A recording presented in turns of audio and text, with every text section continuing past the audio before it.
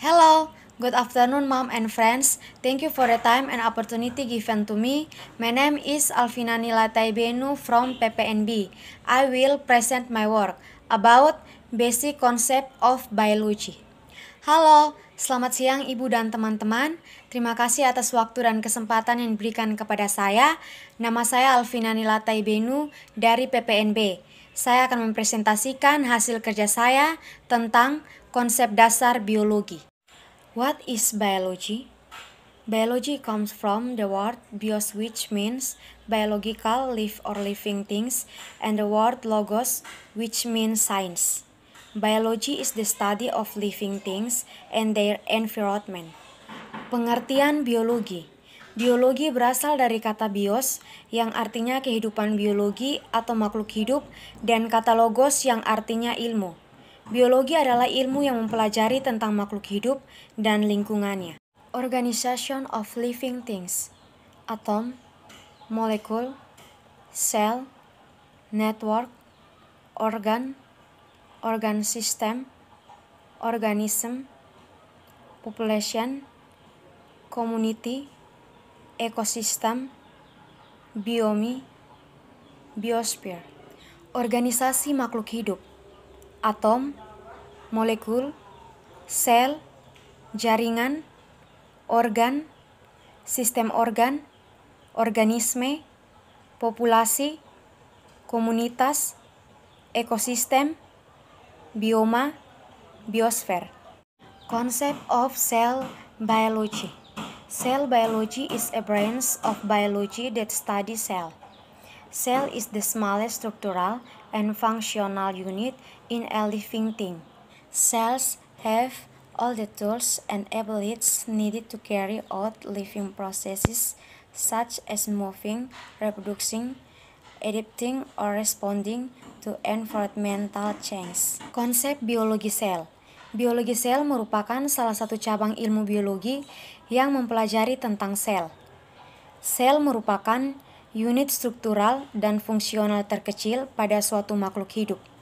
Sel memiliki semua perangkat dan kemampuan yang diperlukan untuk menjalankan proses hidup seperti bergerak, memperbanyak diri, atau bereproduksi, beradaptasi, atau merespon terhadap perubahan lingkungan. Types of cell. Based on the number, the cell of organisms are grouped into unicellular organisms and multicellular organism.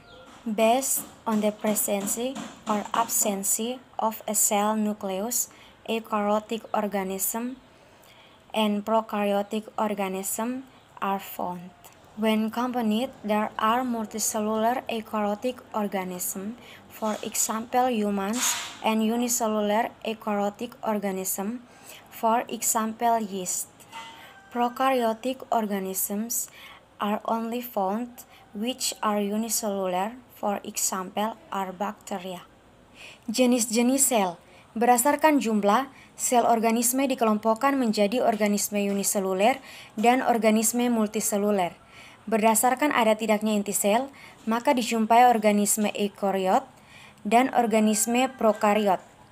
Bila dikombinasikan, maka terdapat organisme eukariot multiseluler, contohnya adalah manusia, dan organisme eukariot uniseluler, contohnya adalah yeast.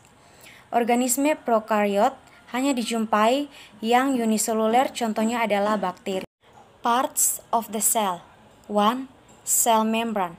Cell membrane is a membrane that limits the contents of the cell from its surroundings and is composite of a two-layered membrane consisting of phospholipids and proteins.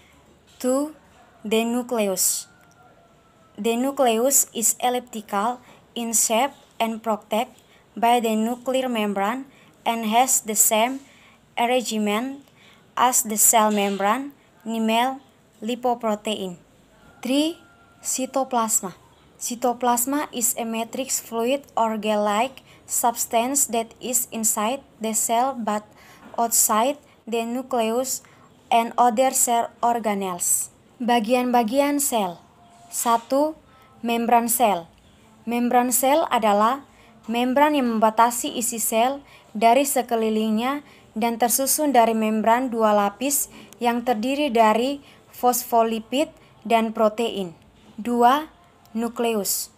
Nukleus berbentuk bulat panjang dan dilindungi oleh membran nukleus dan memiliki susunan yang sama dengan membran sel, yaitu berupa lipoprotein. 3. Sitoplasma. Sitoplasma adalah cairan matriks atau zat seperti gel yang berada di dalam sel tetapi di luar nukleus dan organel-organel sel lainnya. Share organelles: cell wall, endoplasmic reticulum, Golgi bodies, ribosome, lysosome, microbodies, mitochondria, plastids, vacuoli, centroles, cytoskeleton. Organel-organel sel: dinding sel, retikulum endoplasma, badan Golgi, ribosom, lisosom, badan mikro, mitokondria, plastida, vakuola, centriole, cytoskeleton. The evolution of cell development. The evolution undergoes change in shape starting from the cellular level to the level of a more complete organism. The theory of cell evolution begins with the origin of cell on Earth. The process of evolution occurs from small cells such as bacteria to larger and more complex cells such as those found in plants and animals. Finally, it can be concluded that a single cell can be developed into a specialized multicellular organism which work together to form a complex organ formation such as the brain. Evolusi perkembangan sel. Evolusi ini mengalami perubahan bentuk mulai dari tingkat sel hingga tingkat organisme yang lebih sempurna. Teori evolusi sel dimulai dengan asal mula sel di bumi. Proses terjadinya evolusi ialah dari sel kecil seperti bakteri sampai sel-sel yang lebih besar dan kompleks seperti yang ditemukan pada tumbuhan dan hewan.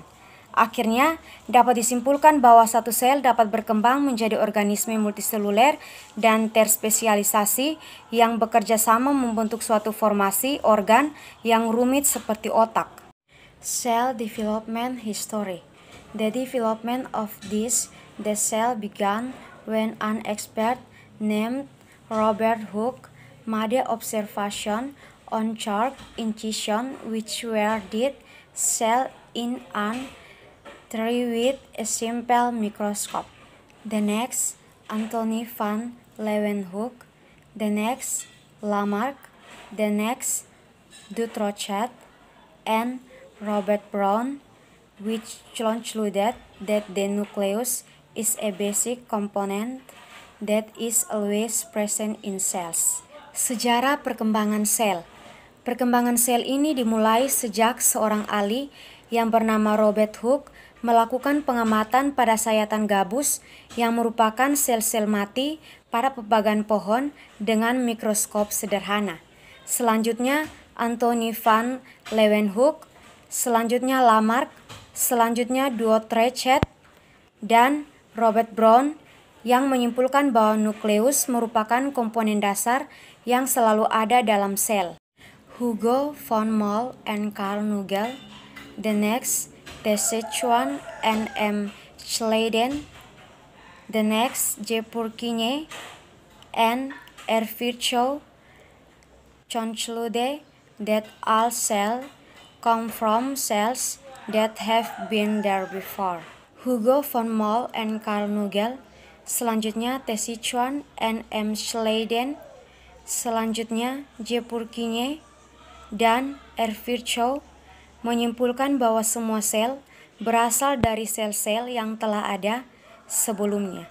Schulze, the next, Strasburger and Fleming and Hartwig proved that the nucleus of the spermatozoa fits units with the nucleus of the ovum to form an embryo. Schulze, selanjutnya Strasburger dan Fleming dan Hertwig membuktikan bahwa inti spermatozoa bersatu lebih dahulu dengan inti ovum untuk membentuk embrio. The concept of cell theory, based on the results of observation made by researchers, they came up with several theories known as cell theory, namely, 1. Every living organism consists of one or more cells. 2. Cell is the smallest structural, functional, and hereditary unit as a part of a multicellular organism. 3. All living cells originate from cell and reproduce through cell division that originates from the division of other cells that were previously living. 4. Cell is a unit of biological activity that is limited by a semi-permeable membrane which can reproduce itself in a medium outside living things. 5. Cells contain material that is passed onto their offspring during division. Konsep ilmu teori sel. Berdasarkan hasil pengamatan yang telah dilakukan oleh para peneliti, mereka menghasilkan beberapa teori yang dikenal sebagai teori sel, yaitu 1. Setiap organisme hidup terdiri atas satu atau lebih sel. 2. Sel merupakan kesatuan struktural, fungsional, dan herediter terkecil sebagai bagian organisme multisel. 3. Semua sel hidup berasal dari sel dan berkembang biak melalui pembelahan sel yang berasal dari pembelahan sel lain yang sebelumnya hidup. 4. Sel merupakan unit aktivitas biologi yang dibatasi oleh membran semi-permeabel yang dapat melakukan reproduksi sendiri pada medium di luar makhluk hidup. 5. Sel mengandung materi yang diwariskan kepada keturunannya selama pembelahan. Cell biological process.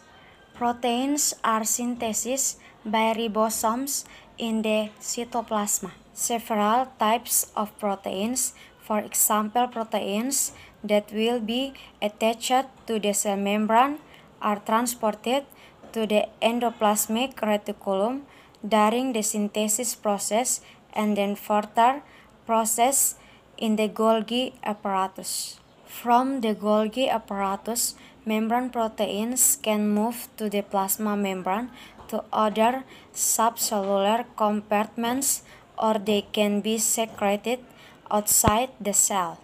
The endoplasmic reticulum can be thought of as a compartment for membrane protein synthesis, while the Golgi apparatus can be thought of as a compartment for membrane protein processing. The proteins contained in the RE and Golgi bodies are associated with other proteins but are still present in their respective compartments. Other proteins flow through the RE and Golgi apparatus to the plasma membrane. From the plasma membrane, the protein is then finally broken down in the lysosome intracellular compartment into the amino acid that comprise it. Proses-proses biologi. Protein disintesis oleh ribosom di sitoplasma. Beberapa jenis protein, misalnya protein yang akan digabungkan kepada membran sel, ditranspor ke retikulum endoplasma selama proses sintesisnya dan kemudian diproses lebih lanjut di badan Golgi. Dari badan Golgi, protein membran dapat bergerak ke membran plasma.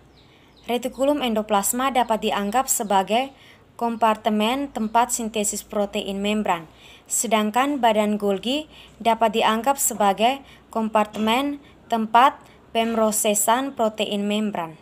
Protein-protein yang terdapat pada RE dan badan Golgi berasosiasi dengan protein-protein lain, namun tetap terdapat pada kompartemennya masing-masing. Protein-protein lain mengalir melalui RE dan badan Golgi ke membran plasma. Dari membran plasma, protein kemudian pada akhirnya diuraikan kembali di dalam kompartemen intraselular lisosom menjadi asam amino penyusunnya. That's all and thank you. Sekian dan terima kasih.